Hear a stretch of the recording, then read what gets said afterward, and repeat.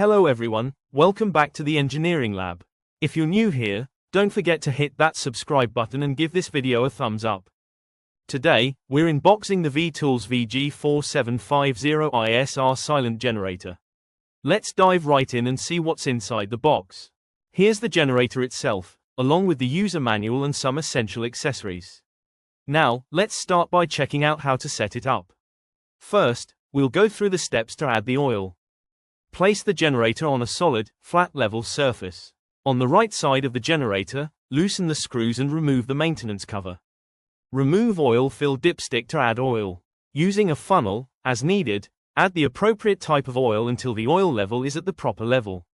550 ml Psi 20W50 oil is recommended for general use. Do not overfill. Generator has been shipped without engine oil. You must add oil before first operating this generator.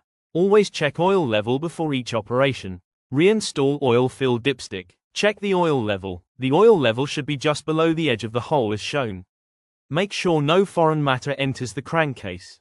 Once you have filled your oil in the generator, reinstall the side panel.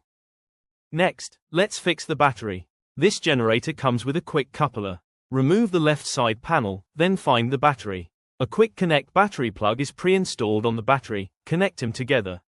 The generator is equipped with a battery charging feature. Once the engine is running, a small charge will slowly recharge the battery.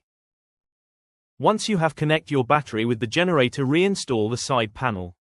To change the output frequency, rotate the switch with key to 50 Hz or 60 Hz. If you need 50 Hz, rotate the key to the 50 arrow mark. If you need 60 Hz, rotate it to the 60 arrow mark.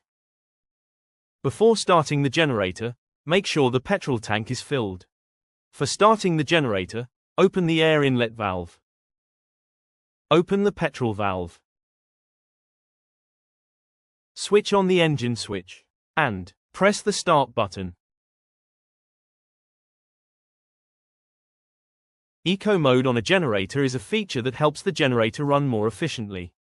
When eco mode is on, the generator adjusts its engine speed based on the power demand.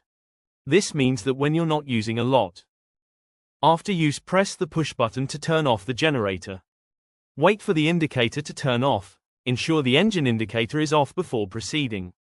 Switch off the engine switch. After the indicator is off, turn off the engine switch.